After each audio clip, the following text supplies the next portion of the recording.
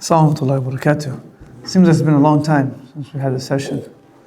I don't know, like what? How many sessions, Shafa? Have we missed? 2 or 3? 2? Okay. Inshallah, make dua, we can make it more consistent, inshallah ta'ala. Next Sunday, hopefully we'll be in Umrah, so we won't have the session. But after that, inshallah, for the last 3 weeks, we'll try to close off strong as the semester finishes. بسم الله أعوذ بالله من الشيطان الرجيم بسم الله الرحمن الرحيم الحمد لله رب العالمين والعاقبة للمتقين والصلاة والسلام على أشرف الأنبياء والمرسلين أما بعد. We start from ayah 43 today. Right? Ayah 43 is where ayah 42 is what we completed. We begin from ayah number 43. The last discussion that we've had, I know it's been 3 weeks or 2 to 3 weeks, so just quickly mention the last discussion that we've had was the discussion in regards to the one of the 2 prisoners being freed. And when one of those 2 prisoners were freed, he told them that it'll be nice if you tell the king about me. It'll be nice if the king knows that I'm here. And since you know that I'm innocent, perhaps you telling the king will also allow me to get out of prison. And we mentioned that the ayah mentions that Allah subhanahu wa ta'ala فَأَنْسَاهُ الشَّيْطَانُ ذِكْرَ رَبِّهِ فَلَبِثَ فِي السِّجْنِ بِضْعَ سِنِينَ. Shaitan, of course, through the permission of Allah, erased this memory from him. He made him forget about his cellmate. And Yusuf alayhi salam remained in prison for about 7 years. We spoke about the wisdom of this. We spoke about the why behind this. And now the journey continues. He stays in prison for all these years. No other opportunity comes forth for him to come out. After all these years, قال الملك إني أرى 7 بقرات سمان يأكلهن 7 عجاف و7 سنبلات خضر وأخرى يابسات. 7 years later, the king sees a dream. And when the king sees his dream, he sees a dream. This is the 3rd dream in the story of Yusuf alayhi salam. The first dream was his own dream. The second dream was a dream that the 2 prisoners had. This is the 3rd one. And again, this just shows and it supports the concept and the idea that at this time, this was something which was very well spoken for. It was something common. It was something that people saw to be a form of honor, like how the magicians were seen to be revered and honored at the time of Musa alayhi salam. So the 3rd dream, and this is the king seeing this dream, and they put a lot of thought behind their dreams, and they also believed in the interpretations of the dreams. Again, it comes down to like way later, you have the story of Fir'aun seeing the dream that a child is going to be born, and he gave it so much heaviness and so much athar and effect upon him that he believed that this dream has to be true. So in this culture, the dreams that they see and the interpretations that come from it are seen to be somewhat impactful. So the king sees 7 بقرات سمان. In his dream, he sees 7 fat cows. Right? In simple words, يَأْكُلُهُنَّ 7 عِجَافٍ.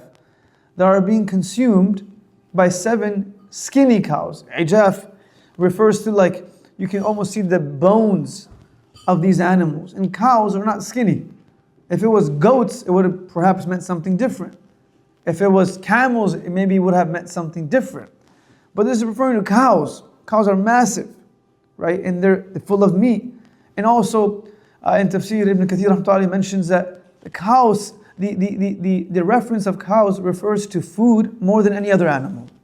Right? Other animals could be referring to like riding upon them. It could refer to carrying merchandise. It could be referred to like horses could be referred to being used in warfare. But cows have one main purpose, which is to graze and to be eaten and to give milk. So he sees 7 fat cows being eaten and consumed by 7 skinny cows. And then he sees 7 سنبلات خضر وأخرى يابسات. He sees 7 green, healthy ears of corn, and then he sees that there are 7 that are dead. Yabis means dry. In other words, their stalk is not full. So he sees 7 fat cows being eaten by 7 skinny cows. He's seen 7 green and very lush ears of corn and crops, and then he sees 7 dry ears of crops.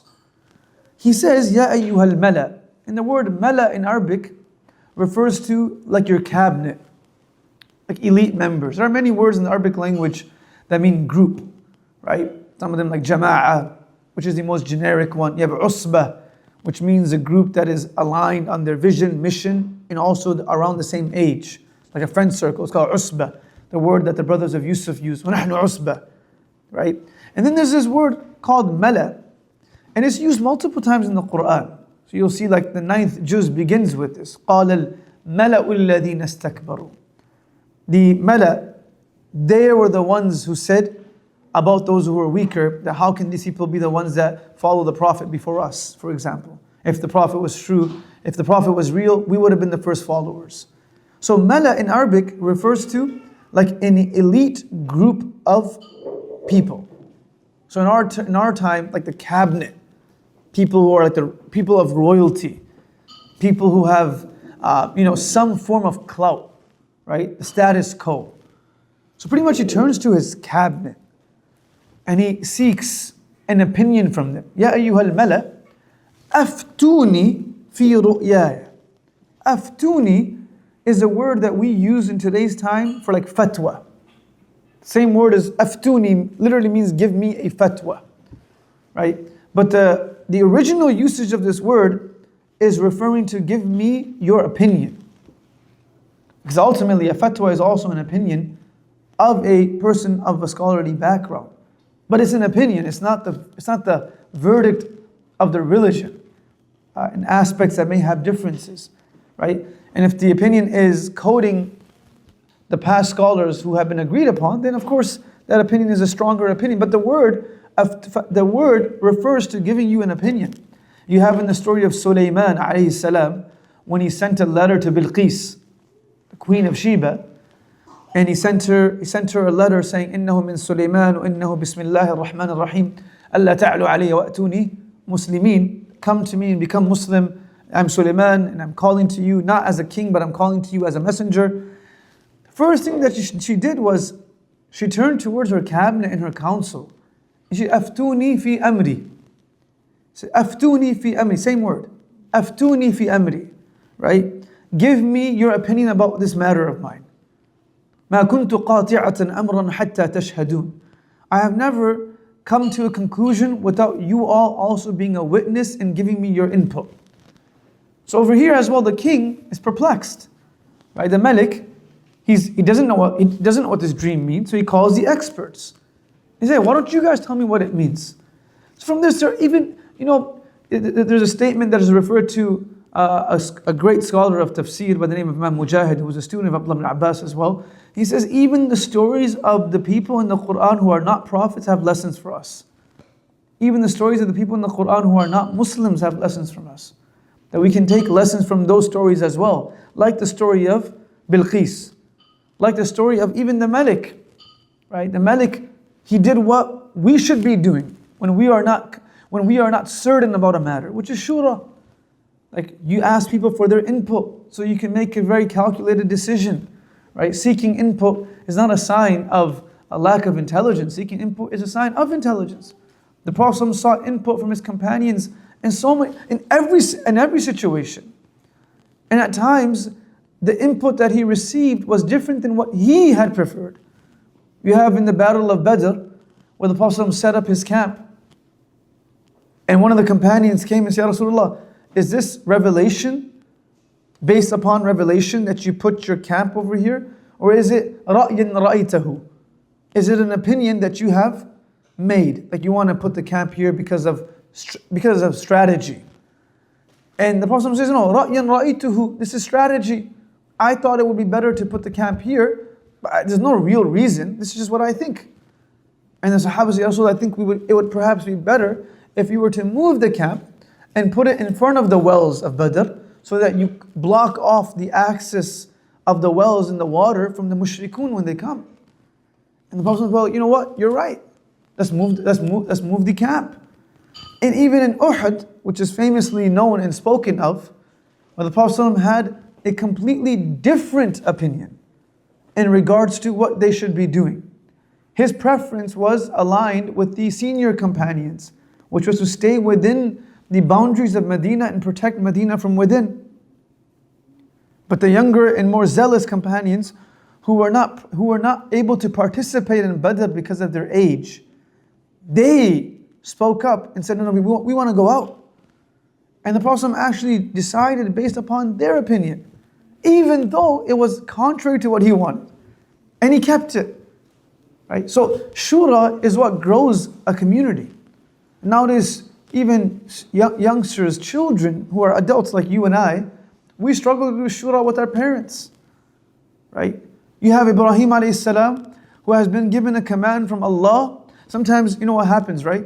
We say, well, there's no point of doing shura, it's already clear what I'm going to do. No, it's not. Still, shura is like istikhara. There's two things that you should do before every decision of your life. Obviously, major decisions, you should be more wary of it. But even the minor ones, you should create the muscle memory of doing this.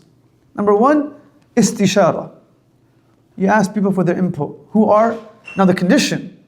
People who are giving you their input, there's three conditions. Ibn Qayyim rahmatullah alayhi says that a person that you should seek input from should have these three conditions.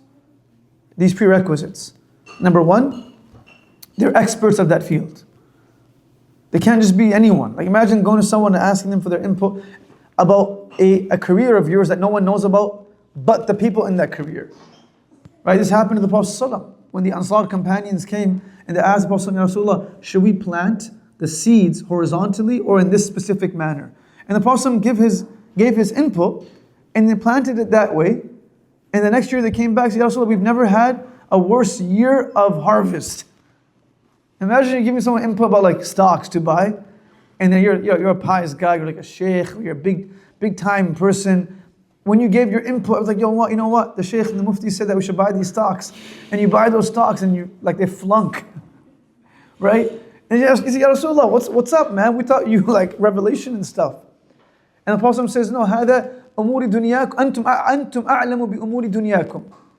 You guys are more knowledgeable and you have a better grasp of the affairs of your dunya than me. I know about revelation. I don't know how to plant your crops. I'm not your farmer. I can advise you upon aspects of your deen.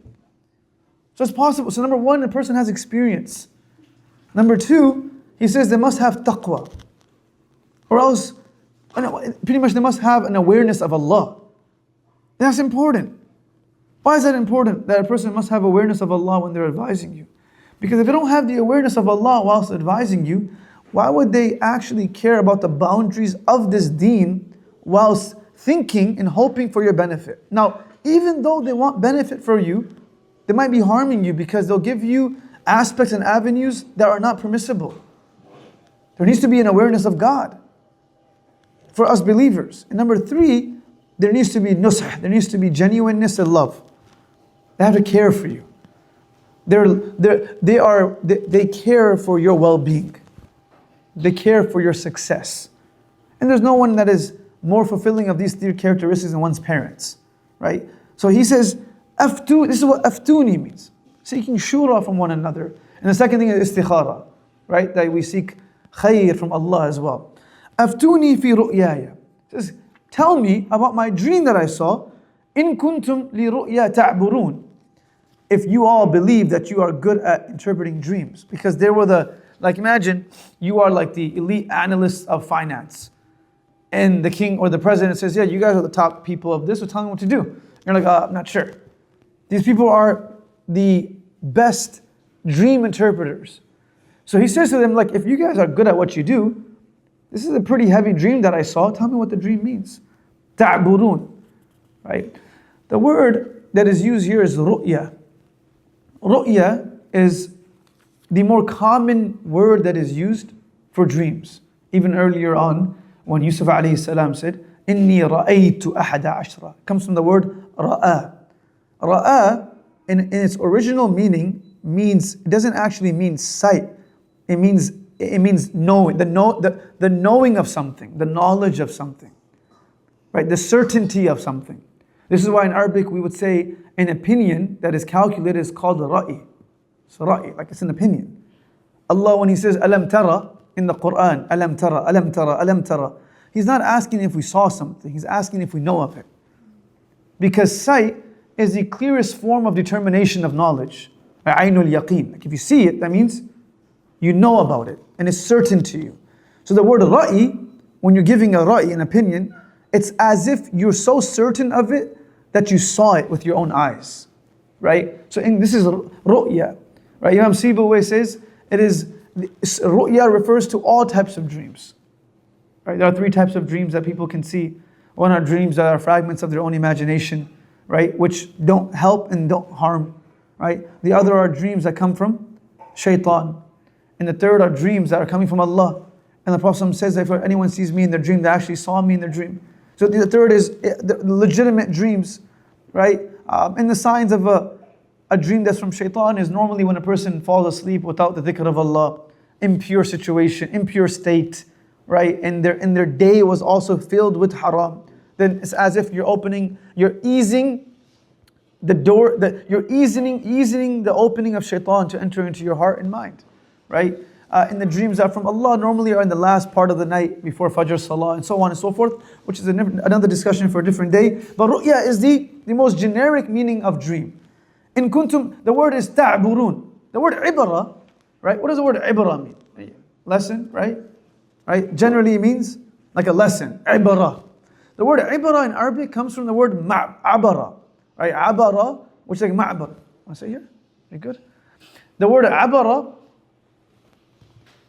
stole my water. Oh, bro.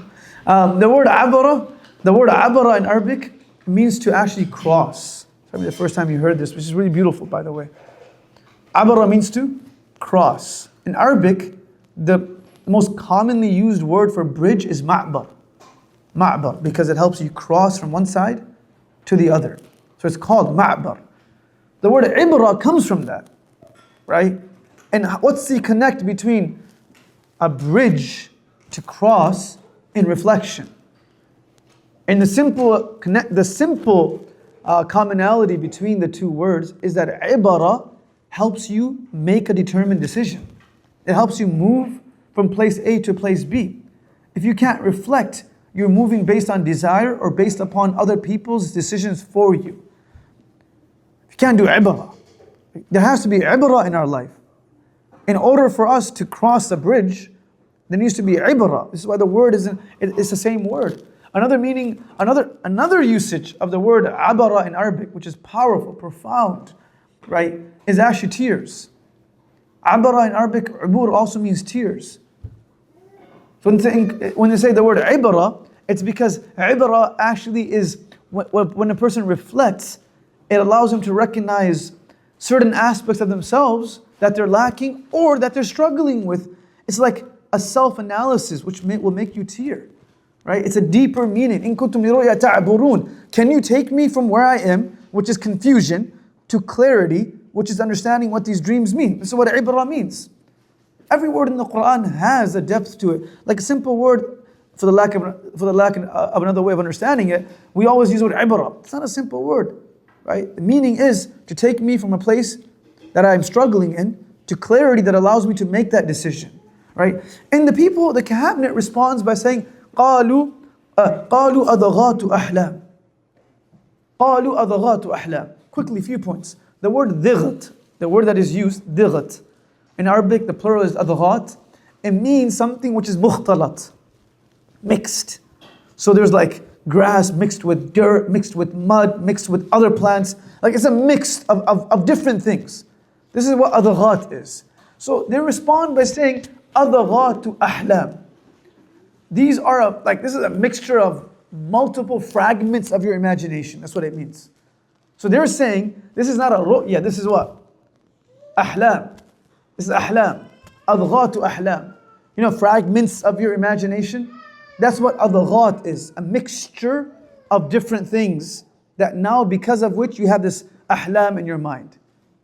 So first thing, before I go into the word ahlam, these experts, why did they respond in this manner?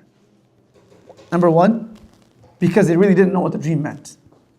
Right? So the first thing is like, I'm an expert, I need to know what this means. Imagine you're supposed to be an expert of something and someone asks you a question, like the president, and you don't know the answer. What are you going to say?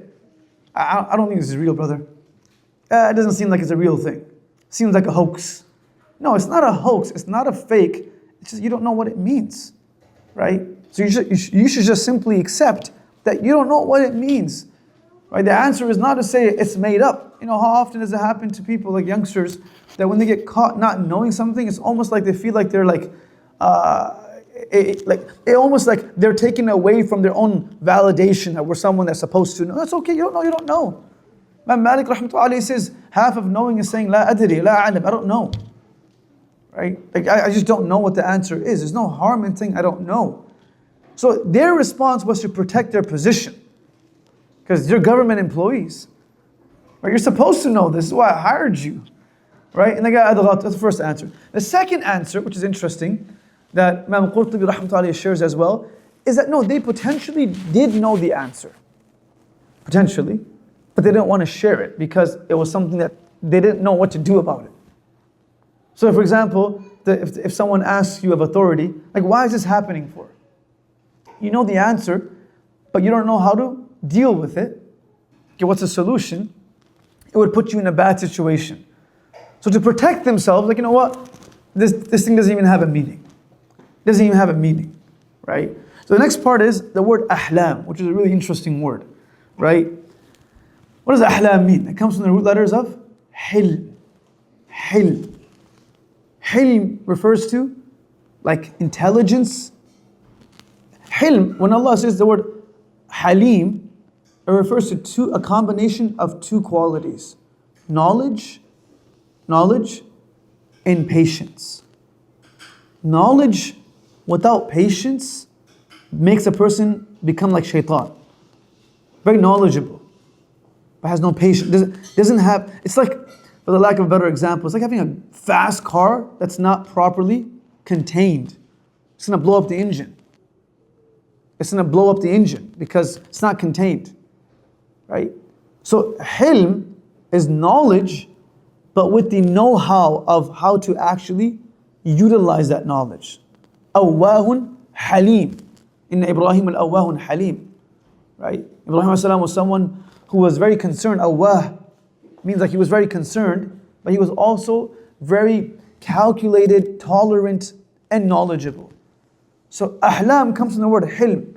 Another meaning, and so hilm actually brings, knowledge actually brings sabr. Real knowledge actually brings sabr. Right? Without knowledge, it's very difficult for a person to remain patient. That's where anxiety comes. Right? Knowledge is a pacifier. Right? This is why even when children would drink milk from their mothers, they would call that hilm. Because it pacifies them. Right? It makes them feel at ease. This is one of the usages of the word, which is really interesting. The mother feeding the child milk is also called hilm. Because it allows a child to feel comfortable and it pacifies the child. It gives a child a sense of security and peace. Similarly, the word hilm, it refers to knowledge that leads towards patience. How is a person who is sick supposed to feel comfortable with their sickness? Is the knowledge of not that the sickness will go away, but the knowledge of Allah. And ultimately, knowledge of akhirah is a great pacifier of all the challenges of dunya. Right? That's part of our belief. So, adghatu ahlam. These are just made up fragments of your imagination that, you know, they're just made up dreams. Ahlam means like fake dreams. Fake. It's not real. وَمَا نَحْنُ بِتَأْوِيلِ الْأَحْلَامِ بِعَالَمِينَ. We don't know how to interpret fake dreams. It's your own mind, it's not a real thing that you saw. وَقَالَ الَّذِي نَجَا مِنْهُمَا وَادَّكَرَ بَعْدَ أُمَّةٍ أَنَا أُنَبِّئُكُمْ بِتَأْوِيلِهِ فَأَرْسِلُونَ. So sitting amongst them, and in that gathering was also the wine bearer. And that wine bearer is not a part of the cabinet, because obviously he has a much lower job and a much lower position in the government. All his job is to do, like you're the water boy. You don't play, but you hear what's happening. Right? You know what's going on in the locker room too. You're not fighting, you're not playing, you're not in that, you're not an athlete, but you're there in the locker room. So you also know the conversations that are taking place. Understand? So he's not like a cabinet, he's not a big person in this conversation or in this discussion, but he happens to be there pouring wine and taking care of his responsibility when he hears this conversation unfolding. So when he hears this, he says, hey guys, Naja, the person who was freed from prison, minhuma, from the two. He says, I know someone. أَنَا أُنَبِّئُكُمْ بِتَأْوِيلِهِ. I can tell you the interpretation of this dream. Now, this doesn't happen right away.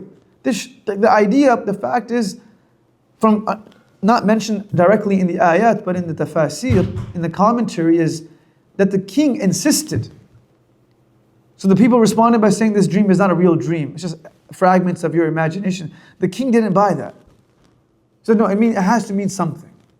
There needs to be a meaning behind this. And I need to know what this dream means. So as he's insisting, this is when the wine bearer says, you know what, أَنَا أُنَبِّئُكُمْ بِتَأْوِيلِ. I can inform you all of its interpretation. فَأَرْسِلُونَ though. Send me where I need to go. Meaning send me back to prison so I can meet my friend. وَادَّكَرَ بَعْدَ أُمَّةٍ. In between Allah says, وَادَّكَرَ. He remembered بَعْدَ أُمَّةٍ. So the ayah says that the man who was freed from amongst the two, and he remembered after an ummah. And this is where we understand one of the meanings of ummah is actually time.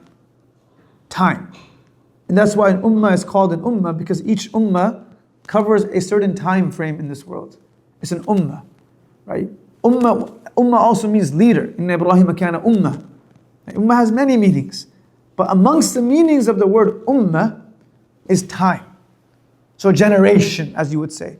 وَذَكَرَ بَعْدَ أُمَّةٍ. He remembered Yusuf after an entire long period of time. بَعْدَ أُمَّةٍ. Right, that's what it refers to.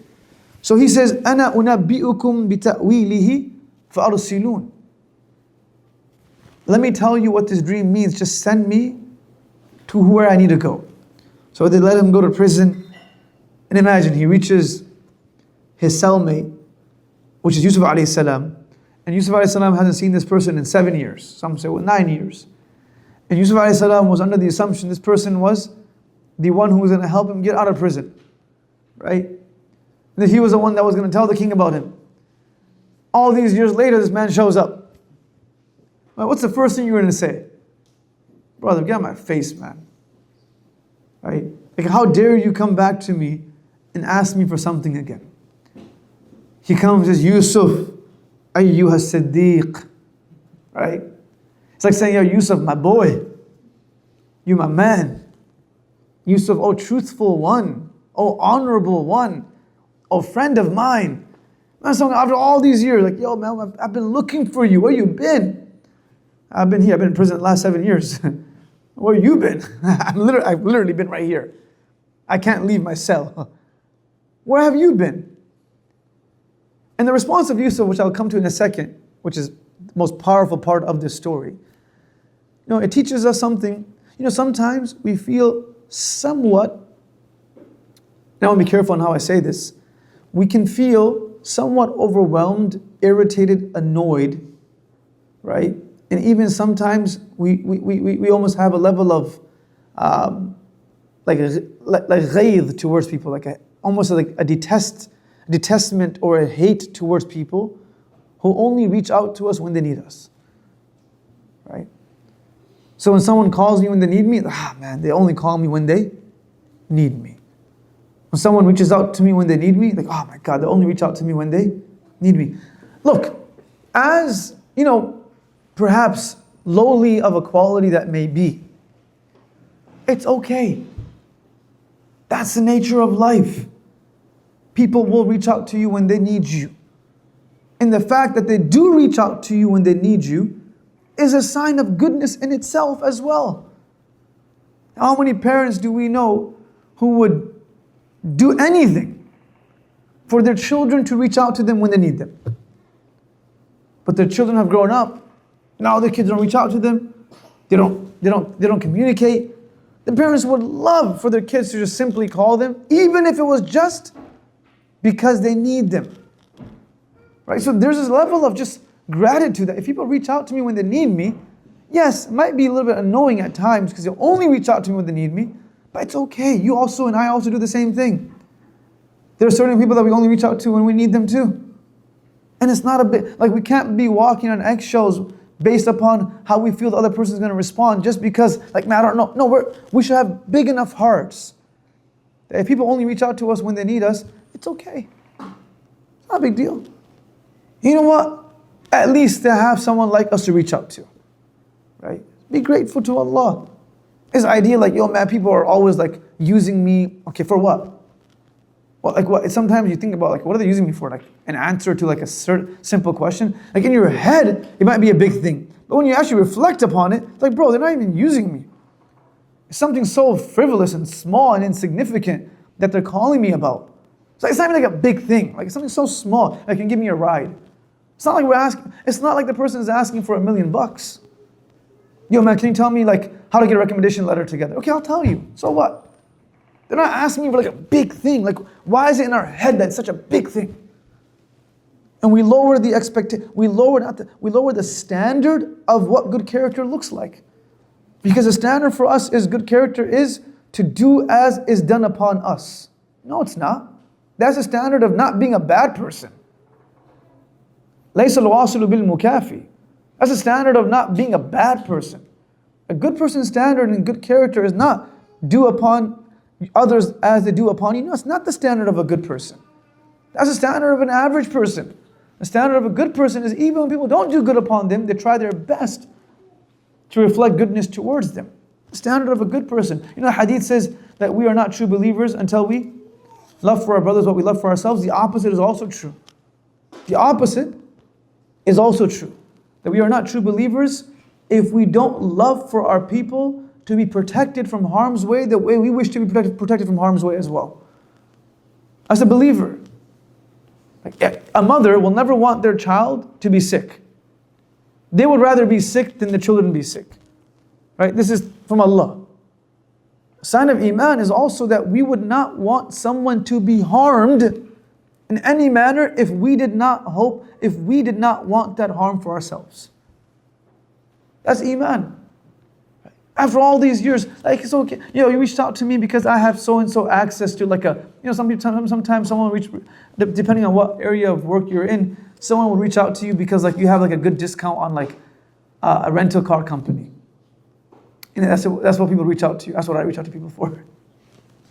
And we travel a lot. Someone might have a better Bonvoy account from Marriott. And it's okay, right? That's the beauty, and that's why we're one body. And we can't always feel irritated. This person only calls me. And now that person should work on themselves too. But right now, at this moment, I'm not the person to tell them. Because that comes at the cost of my wellness and good character. Tell them later, it's fine, right? And something that all of us should think about and work on is how do I feel when people reach out to me when they need something from me? And how do I respond to them? With what tone do I use? How do I pick up that phone? How do I text back? Like the tone that I use to text shouldn't be harsh. They need you. Okay, if you can't help, you can't help. You move on. But you don't make that person feel slighted. Yusuf a.s. after all these years, he comes, hey man, what are you doing? Where you been, brother? I've been looking for you. Oh, friend of mine, oh, truthful person. Aftina, أيها الصديق, أفتنا في 7 بقرات سمان. Give me the fatwa, give me the opinion about these 7 cows that were eaten by يأكلهن 7 عجاف. He repeats the dream that were eaten by 7 skinny cows, وسبع سنبلات خضر, and 7 green ears of crops, and there are 7 others that are dry. Tell me what this dream means. لعلي أرجع إلى الناس لعلهم يعلمون. So I can go back to my people and tell them what this dream means. Tell me what the dream means. Yusuf a.s. has a few options right now. Like imagine if you were in a lot of times it's good to think about yourself if you were in those shoes. Because if you're not in those shoes and you're like, yeah, man, that's what I would have done too. No, you won't. I wouldn't have done this. If I was Yusuf, and I know what I would have done. The first thing I would have said was, brother, you want me to interpret your dream this time? This time I'll do it from outside the prison cell. Last time I did it from inside and I asked you to get me out. This time I'm only going to do it if you get me out. Right? So when someone asks you for something, like when someone asks you for something that you have and you can support someone with, how often in my mind, what I'm thinking of is, how can I help this person but also get something out of it? Just chill, it's okay. if you don't get anything out of it. It's okay. Not every hand that is there to help needs to be a hand that receives something back in compensation in dunya. Then where is the reward for it in the akhirah?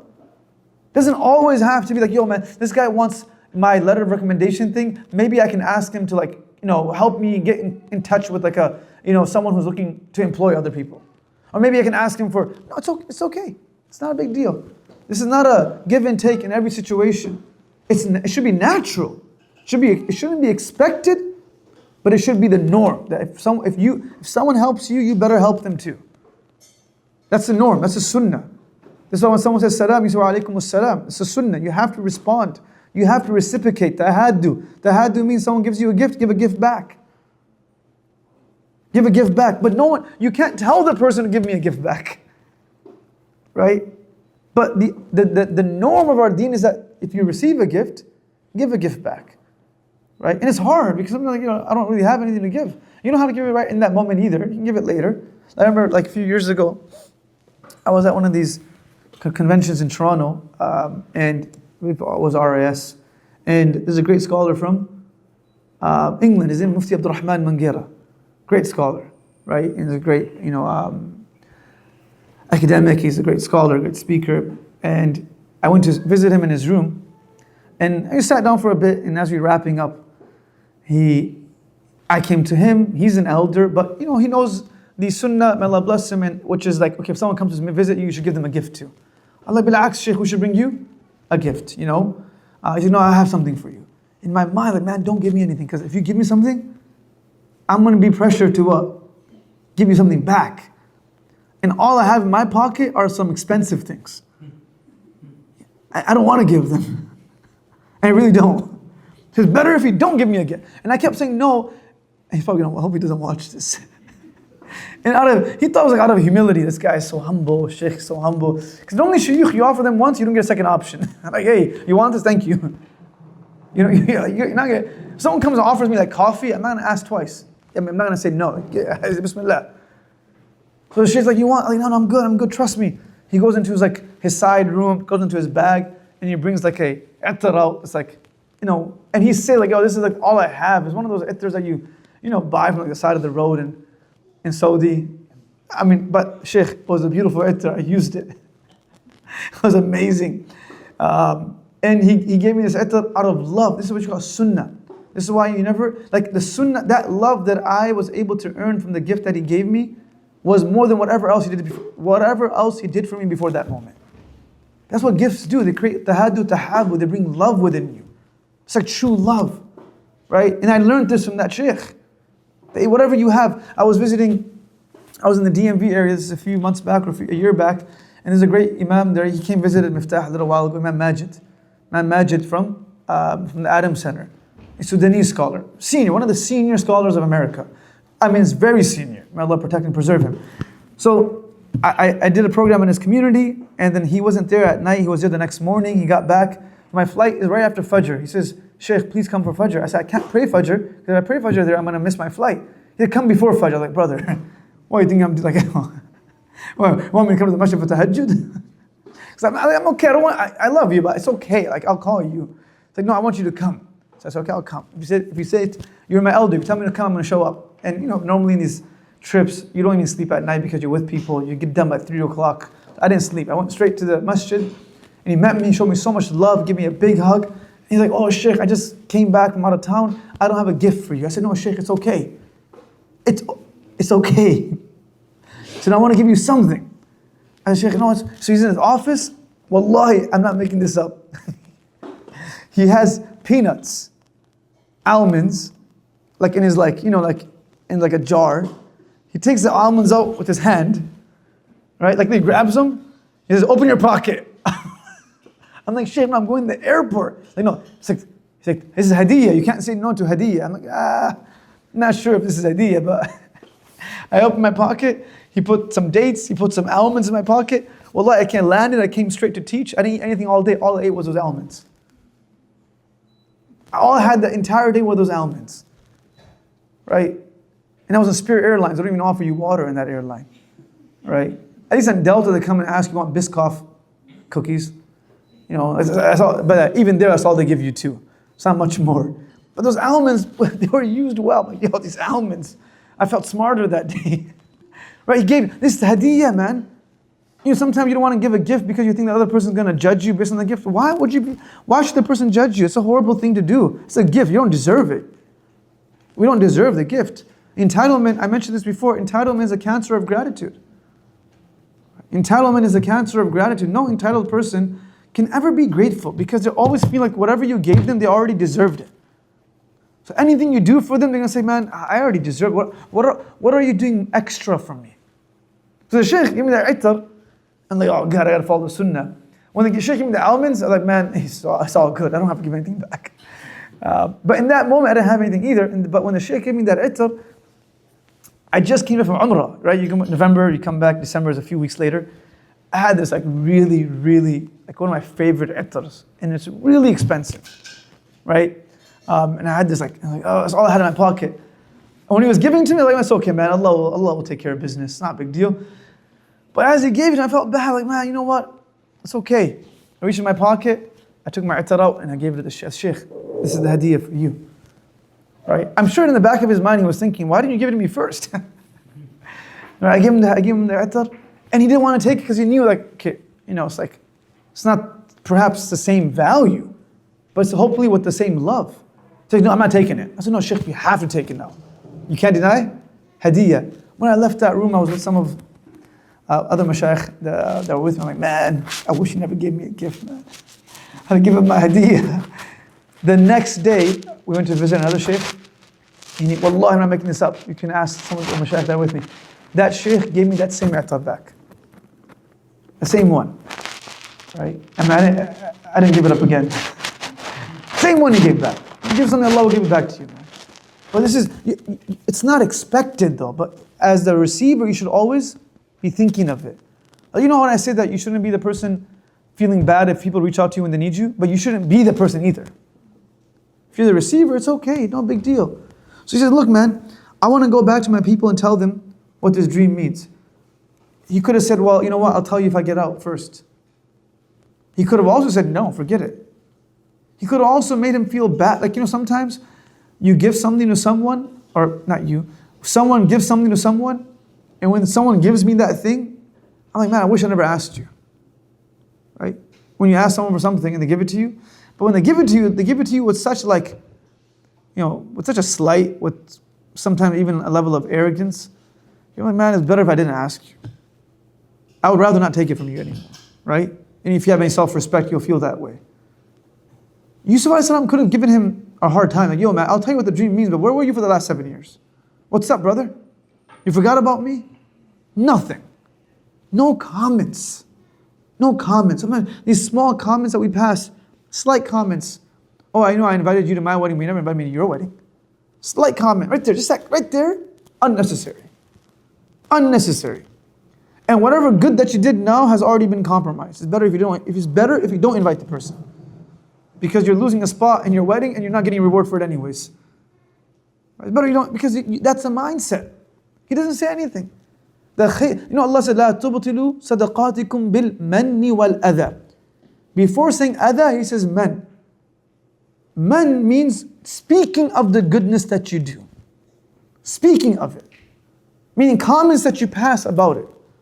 It messes up the entire... لا تبطلوا. Batil means it never happened. Not لا تفسدوا. Fasad means that you can fix it. تبطلوا, it's gone. Forget about it. So Yusuf a.s. does what a muhsin would do. That he responds without making the person feel slighted. 7 years in prison because of this person. And he responds by saying that this is what the dream means. I know it's 5 o'clock. So inshallah, perhaps we'll continue from this. This ayah 47, not next Sunday. Next Sunday, inshallah, will be in Umrah. But the Sunday after, inshallah ta'ala, we'll continue from ayah number 47, which is the response that he gave.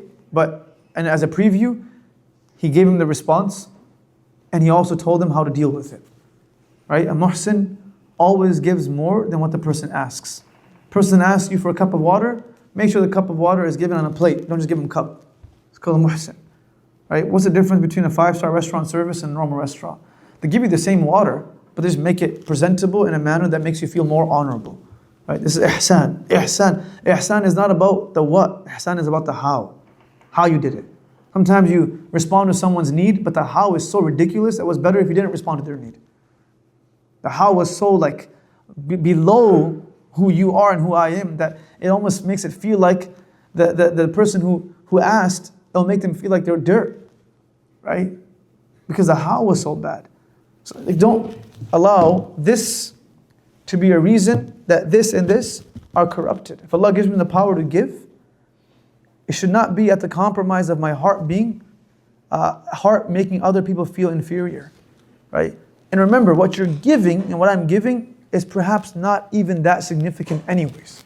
Allah says, قُلْ مَتَاعُ الدُّنْيَا قَلِيلٌ. Everything of this dunya is qaleel anyways. Whatever you're giving, don't feel that you're doing someone a favor that makes you better than them, because ultimately, whatever you are doing is qaleel. You gave someone a ride, you lent them a small sum of money, right? You helped them out in a difficult moment of their life. That's it, man. Best thing to do is never bring it up again. Best thing to do. Like even when you see that person, wallahi, there's people like this in this world, that when they help you out, when you see them again, they don't even act like they did anything. They're like, how you doing? And you're like, bro, man, thank you. Like, yo, just chill, relax. Just relax. Don't bring it up. Right? Versus people like us. The guy meets you again, like, bro, man, how was that cake that I sent to your house? What? If the cake was that good, they would have brought it up.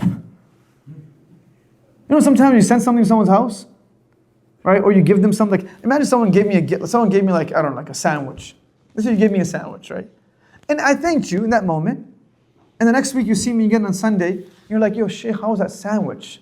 But if it was that good, I would have remembered to tell you that it was a good sandwich. And in other words, what you're doing now is man, without recognizing it. You're doing man. You're like, yo, how was it? Because what you want to do is remind me that you did something good for me. It's very subtle. And it happens without even recognizing it because it's so deep within people. It just happens naturally. You give someone a ride, yo, how was that, man? Yo, how'd you like my car? Like, bro, your car is a Toyota Camry, man. What's there to like about it? It's functional. Heating works, AC works, it's good enough. Right? That's what he didn't do. He didn't do that, right? And this is something that we got to keep in our mind. Like the entire story has ibarah for us. That people's character, like our character can truly get refined just by learning the surah correctly. Our character. Everyone looks at Surah Yusuf as a story about how to deal with difficulty, meaning how to deal with huzn and grief. But it's a surah that teaches a person how to deal with people in times of difficulty and in times of ease. This is his response in the time of difficulty. At the end of the surah, he's a king, and see how he responds. He doesn't change. He doesn't change, right? May Allah allow us to become like our blessed, beautiful Prophet. Yusuf as-salam, inshallah, break for Maghrib, guys. Right after Maghrib, inshallah, we'll begin the classes. Jazakallah khair, everyone. Inshallah, we'll see you all in about 20 minutes in class. Assalamu alaikum wa rahmatullahi wa barakatuh.